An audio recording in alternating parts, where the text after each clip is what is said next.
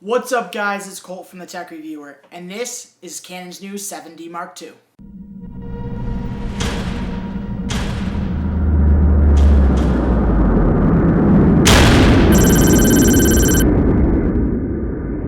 So it's been 5 years since the launch of the original 7D, and a lot has changed in the photo and video world.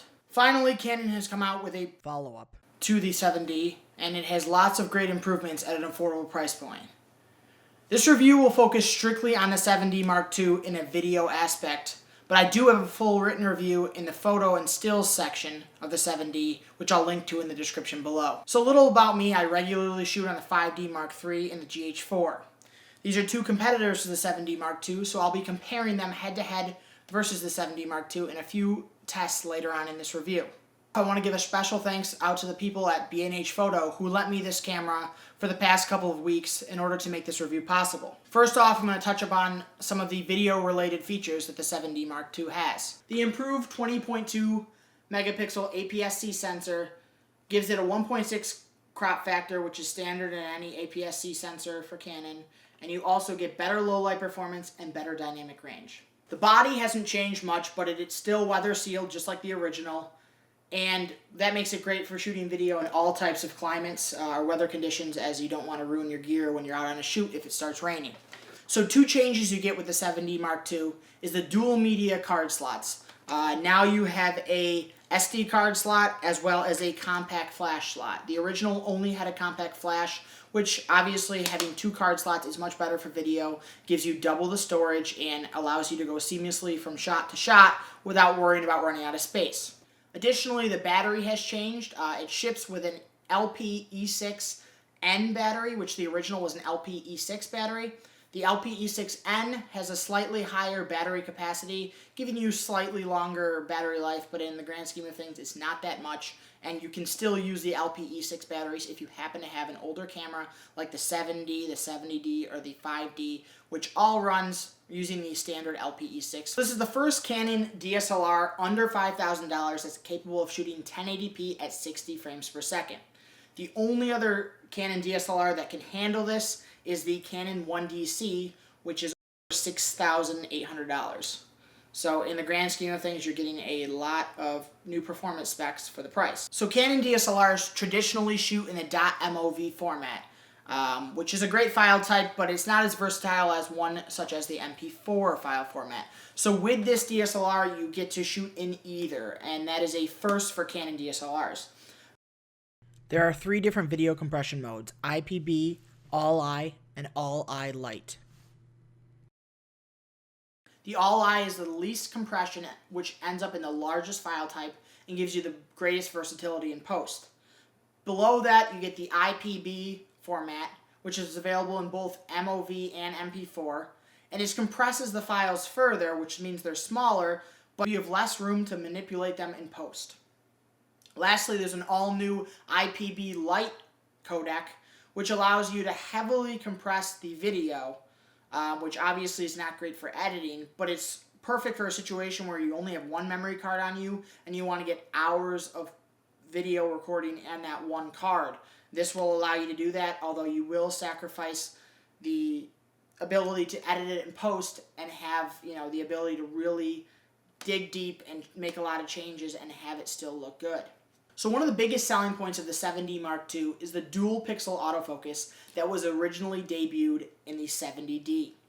This gives you abilities like face detection, which is perfect for a one-man crew like myself who's shooting this video without somebody else to man the camera.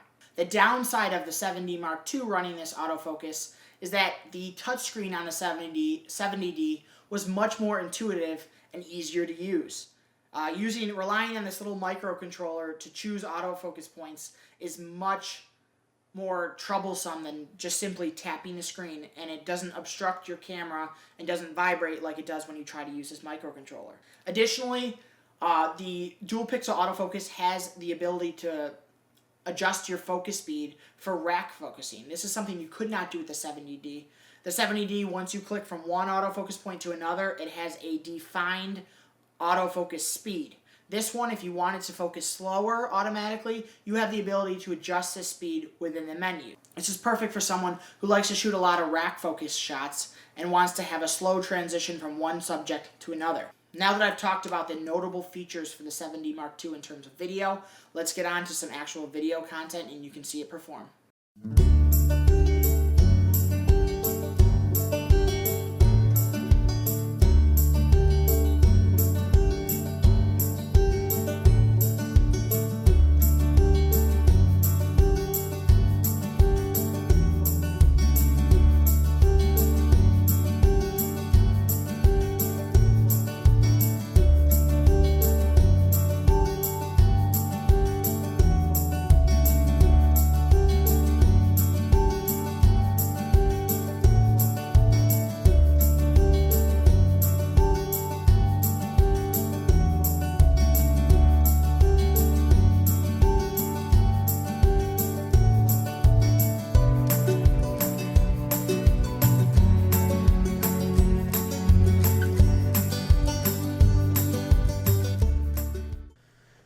So the dual pixel autofocus for video is one of the largest advantages of the 7D Mark II in comparison to the competition. While many prefer to manually focus, autofocus for video is useful in multiple situations, especially when you are trying to film yourself without someone to man the camera. Within the dual pixel autofocus, you have the choice between 3 different focus modes. The first is face detection, which is pretty self-explanatory, so I won't go into too much detail. But you'll see a box appear over a subject's face while it is detected, and this box will track your subject as it moves about the frame.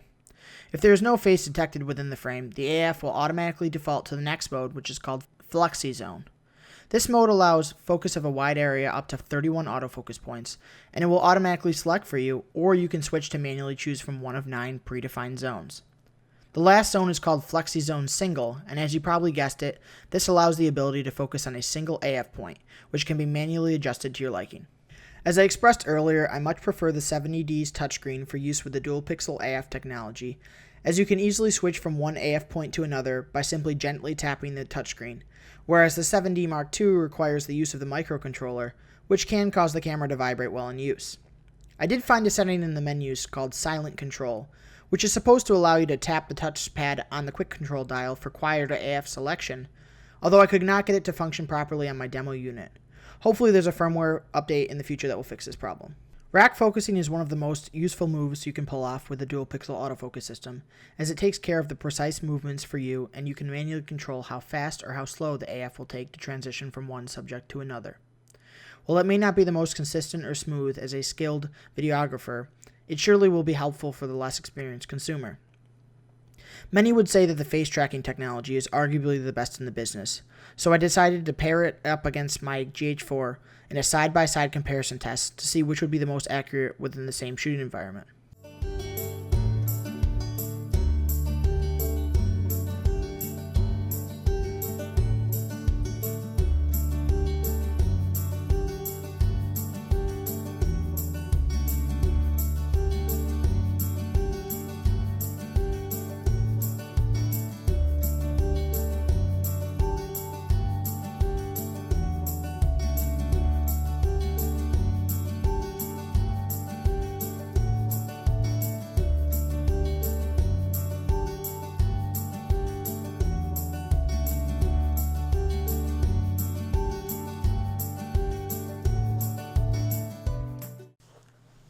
Judging off my tests, the 7D Mark II's face detection surpassed the GH4's, although it was closer than I expected.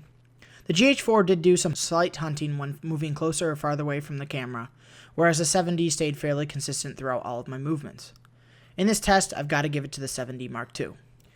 Next up, we're going to talk about Moire, which is a result of shooting a subject with a closely knit pattern. As you can see by the example here, the outcome is a strange wavy result that almost resembles a banding effect. I compared the 7D Mark II at 1080p versus the GH4 shooting 4K. I shot all of my tests in this review using the GH4 on 4K, as that is one of the main selling points for the GH4, and most people will buy it strictly for shooting 4K, even if they only plan on delivering in 1080p. For example, I shoot exclusively in 4K, no matter what the project is, just because there's so much you can do in post. Looking at the two cameras side by side, both handle the Moire fairly well. As you expect, the 4K looks much cleaner and the Moire is basically non-existent.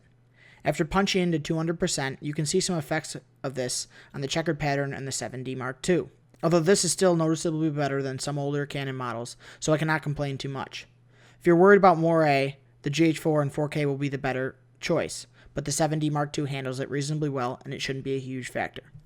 So most of you are going to use a third-party recorder for recording audio, but I figured I'd just do a quick comparison of the built-in camera microphones for each of these models. So this is what it sounds like when I talk on the built-in microphone from the 7D Mark II. Now this is what it sounds like when I talk on the built-in microphone of the GH4. Now lastly, this is what it sounds like on my Sennheiser boom microphone, which is plugged into a Tascam audio recorder. Another large selling point for the 7D Mark II is the ability to shoot 60 FPS at 1080p.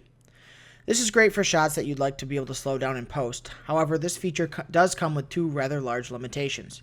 First off, the 60 FPS at 1080p modes are only offered with IPB compression, which means the least compressed all-eye option is not offered at this setting. Additionally, the continuous autofocus is disabled while shooting video at 60 FPS, so shooting a sports scene or a situation where the subject may be moving about the frame may have to make you rely on manual focus adjustments, which can be much more difficult to pull off. In comparison, the GH4 can shoot 1080p at 60 FPS with autofocus and all-eye compression. And if you want to do even more slow motion capabilities, the GH4 can shoot 96 FPS at 1080p, although this is at the cost of no autofocus, no audio recording.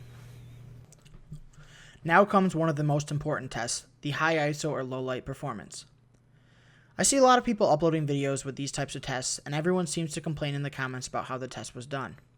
To make everyone happy, I ran two different scenarios in an attempt to cover both ends of the spectrum. In my first test, I lit the scene well and kept the cameras on all the same settings, but I raised my f-stop a full stop each time that I raised my ISO level. This kept things looking as consistent as possible. In the second test, I used the backlight of my iPhone screen at max brightness as the sole lighting and kept the f-stop number at f4 throughout the ISO range. Keep in mind the GH4's maximum ISO for video is only 6400, so that couldn't be included in any of my comparisons above this ISO value. Also, I decided to only run the native ISO ranges within each camera, so I did not include the H1 or H2 values for the 7D Mark II or the 5D Mark III, as their noise levels are just too unrealistic for real-world use.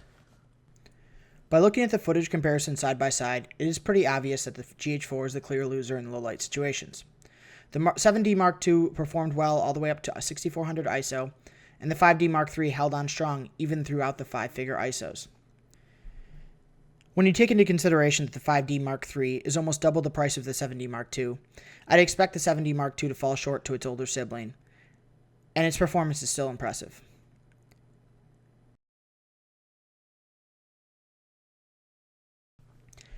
I wanted to compare the amount of detail you get at 1080p on the 7D Mark II in comparison to the downscaled 4K from the GH4. Both of these shots were shot in focus with the same settings using high-end glass. By zooming in 250%, you can see the 4K image on the GH4. It just retains a lot more detail.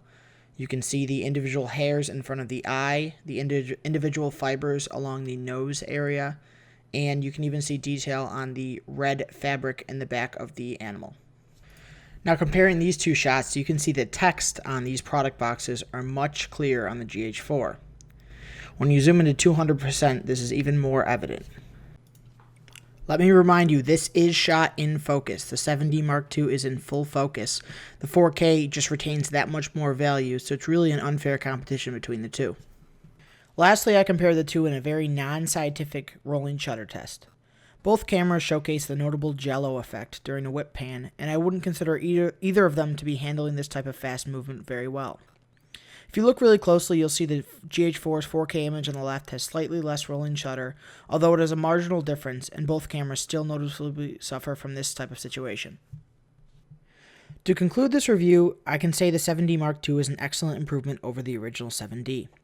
However, in regards to its video capabilities, it is still a tough sell with such good competition like Panasonic's GH4 and Sony's A7S, who both offer a lot of value on the dollar, so depending on your needs, it might not be the right choice for you. If you're relatively new to video and have the budget to support a 7D Mark II purchase, I'd recommend picking up the 70D instead and using that extra $800 to invest in a solid lens or two.